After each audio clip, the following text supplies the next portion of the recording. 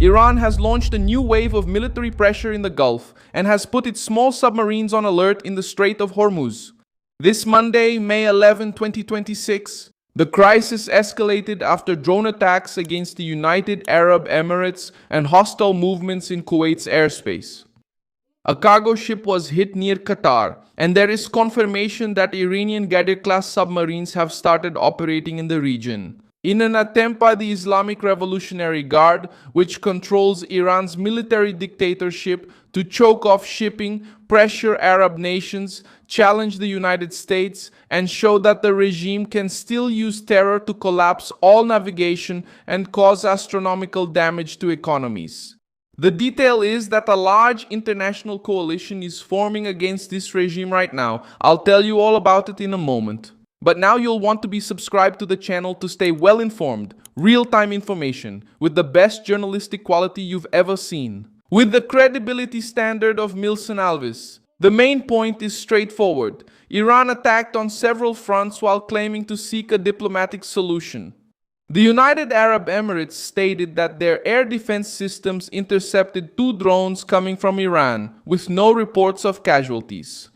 Kuwait reported that it detected hostile drones in its airspace at dawn on May 10 and responded according to its military protocols. In Qatar, a cargo ship traveling from Abu Dhabi to Qatari waters was hit by a drone, suffered a limited fire, and continued its journey after the fire was brought under control. Iran sent its response to a United States proposal through mediators from Pakistan. But Donald Trump rejected the Iranian response as totally unacceptable. While diplomats tried to keep a door open, the Revolutionary Guard was reinforcing the military theater. And that's when the submarines came to the center of the crisis.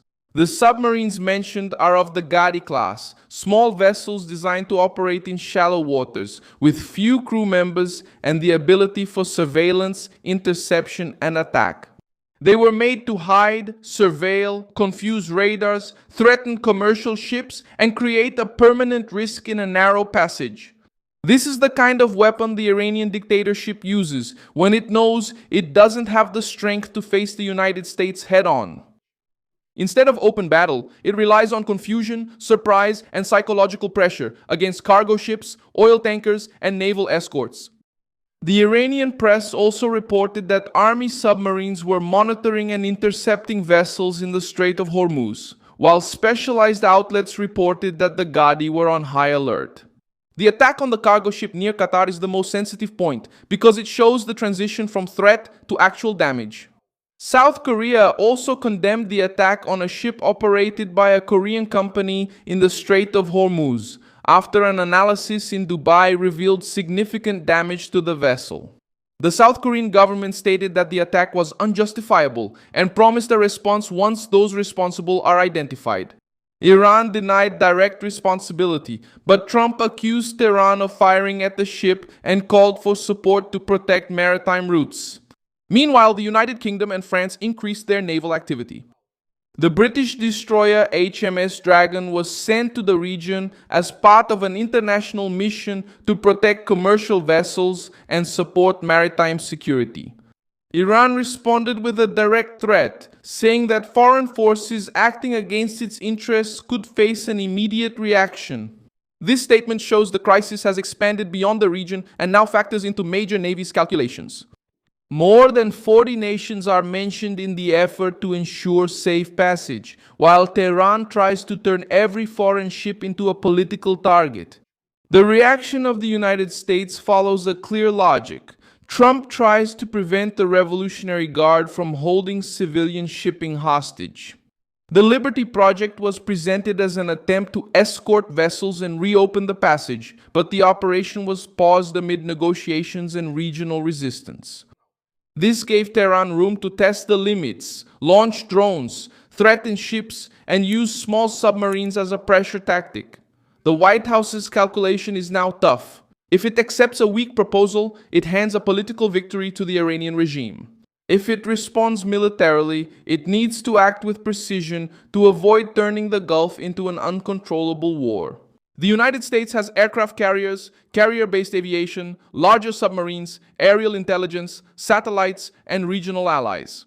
Iran has missiles, drones, fast boats, and small vessels that serve as tools for attrition. That's why the surprise attack can't be seen as a sign of Iranian dominance. It shows a dictatorship trying to create high costs for everyone, including Arab nations, to avoid a negotiating table where it doesn't want to give up what's essential. The economic aspect adds weight to the case. Reuters reported that oil prices rose after Trump rejected the Iranian response, and the disruption in Hormuz continued to put pressure on the market. History shows that small submarines can cause enormous damage when used by closed regimes in surprise attacks. The clearest example comes from the Korean Peninsula. On March 26, 2010, the South Korean corvette Cheonan sank near Bangyong Island in the Yellow Sea, and 46 sailors died. An investigation conducted by South Korea with international experts concluded that the ship was hit by a torpedo fired by a North Korean submarine. Pyongyang denied it, but the case became a symbol of asymmetric warfare. A small vessel, operating covertly, managed to provoke a national crisis. It shook a modern navy and exposed how aggressive regimes use the element of surprise to create shock without declaring open war. The parallel with Iran is direct in method, not in scale. Tehran knows that its Gadir submarines don't need to defeat the United States Navy. They just need to create fear, risk, and delay, to try to turn the sea into a tool of blackmail. Other nations also show how smaller groups and regimes try to block strategic routes to gain political power. In the Red Sea, the Houthis, backed by Iran, have used drones, missiles, and small boats against commercial ships, forcing the United States and its allies to organize a naval coalition to protect trade. Many companies have diverted their routes, the cost has gone up, and the militia managed to affect global transportation. In Ukraine, the use of naval drones against the Russian fleet in the Black Sea showed how smaller weapons can force a larger force to retreat, change bases, and protect ports. Now, the next step involves three fronts. The first is military, locating small submarines, protecting cargo ships, strengthening air defense, and preventing new attacks against ships. The second is diplomatic, pressuring Iran to accept terms that don't allow the Revolutionary Guard to freely use drones, missiles, and submarines as bargaining chips. The third is economic, convincing companies and insurers that the route will once again have real protection. Without that, trade will remain sluggish and oil will continue to react to every threat. The Iranian surprise attack has opened a more dangerous phase of the crisis. The Revolutionary Guard tried to turn the morning of May 10th into a show of strength. But the response that is taking shape is different. More navies arriving, more pressure from the United States, more isolation for Tehran, and less room for the Iranian dictatorship to pretend it can attack global trade without paying the price. I'm Milson Alves, an international affairs specialist, and my purpose is to keep you accurately informed every day. The news links are in the video description.